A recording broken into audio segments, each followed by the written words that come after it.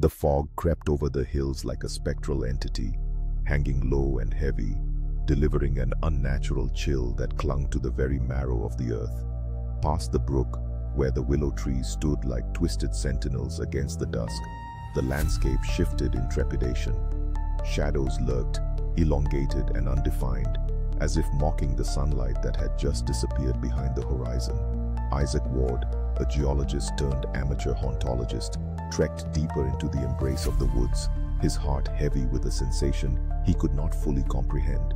It was an ominous premonition that something nefarious loitered just beyond the frail veil of reality.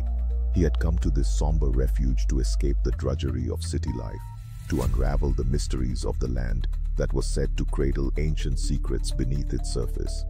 Little did he know, he was stepping into the threshold of something far beyond mere geological inquiry. It began with a soft humming emanating from the underbrush, a thrum that vibrated through the very soil he tread upon. Isaac brushed it off as echoes of nature. After all, the woods had a symphony of their own, laden with whispers only attuned ears could decipher. As he set his camp at dusk, the air thickened with the faint scent of damp earth and decay. Shouldering his kettle and flicking the flint, he indulged in hot tea, the steam curling against the brisk air. In that moment of serenity, a sudden rustle in the foliage made him turn sharply, an instinct pricking his senses. Fear knotted his stomach. He squinted into the haze, but found nothing but the relentless sway of branches, dancing to a tune he could not hear. Over the subsequent days, the fog persisted, shrouding the landscape in an absolute pall, interlaced with disconcerting echoes that seemed to whisper his name. Isaac documented strange formations in the ground, ancient etchings inscribed deeply into the soil, lines that twisted into unnatural angles, signs of a language that eluded him. He pieced together remnants of a long-lost era, yet something felt wrong. It was as if he were intruding upon a sacred space, a domain meant to be left untouched. The locals in the nearby town of Hollow Creek spoke in hushed tones of tales where men had vanished, swallowed by the insatiable maw of the forest. They advised against lingering after nightfall, warning of the malevolent spirits that emerged when the veil between dusk and dark draped the land. Dismissing their superstitions as regional folklore, a notable trait of human ignorance, Isaac remained steadfast in his resolve. Yet night after night, he was wrought with visions, dreamlike in texture, but fearsome in their weight. He found himself drawn towards inscriptions etched on stone, adjacent to his camp, an arcane alphabet that twisted and turned as though alive.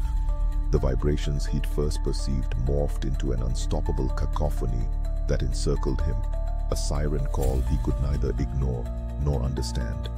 In the tumult of it, pulses of cold terror racked his mind, constricting his thoughts until they felt alien.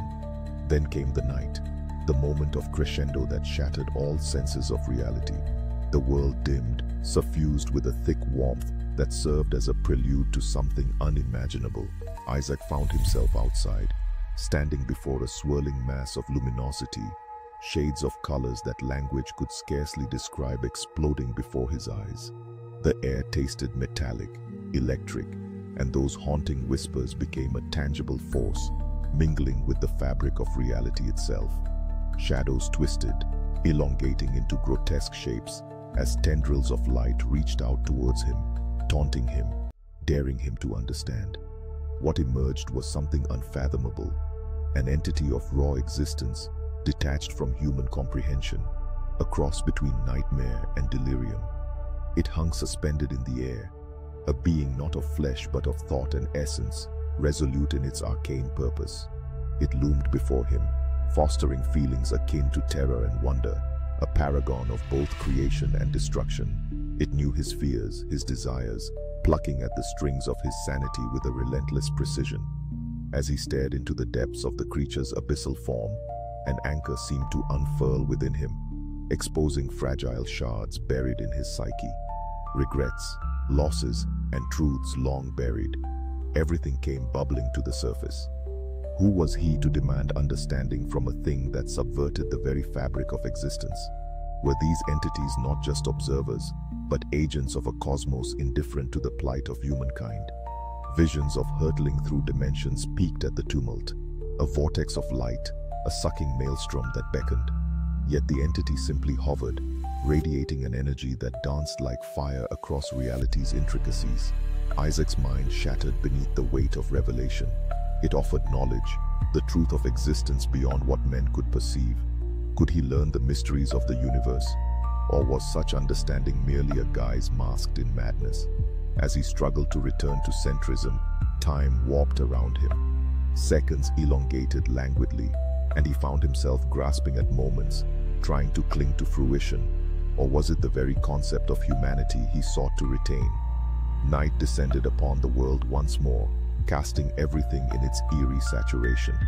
The creature's presence was hypnotic, perching him upon the precipice of enlightenment and despair.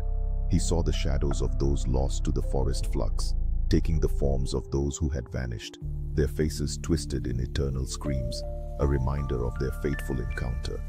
Hollow eyes of the forgotten beckoned him into oblivion, where all remnants of what it meant to be human were extinguished. Struggling to breathe through the constrictive grip of despair, Isaac felt the painful tug of recognition. He was but another thread in the cosmic tapestry, his existence folding into the intricacies of a far grander design. In that moment, clarity struck him like a bolt of lightning. Perhaps humanity was not meant to be privy to the insidious truths of the universe. It was not the indomitable exploration of the cosmos that elevated them, but their naive whimsy, their limitations. From the corners of his mind, whispered the thoughts of his earlier quest, echoing back like a refrain. The forgotten etchings, the voices ever consuming him, they were not merely artifacts of an eldritch presence, but invitations to learn the unlearnable, warnings he failed to heed. In a fit of instinctive defiance, he turned to flee the surreal glow, his heart pounding with the desperate pulse of life. Yet the cosmos followed, time itself condensed into nothing, a cinema of chaos blocking his way. Yet he wasn't running away. He was drawn deeper into the phantasmal embrace of entities as they slowly emerged, each more bizarre than the last. He awakened not in the forest, but in the confines of a desolate space, strewn with stardust and echoes of an existence that thrived beyond mere human consciousness.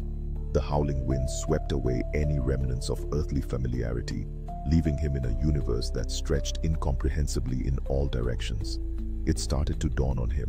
Perhaps the real horror lay not in alien entities, but in the truth of his own inadequacies. The civilization he once belonged to became a faint memory as he marinated in the weight of understanding that at the core of all existence, he was inconsequential.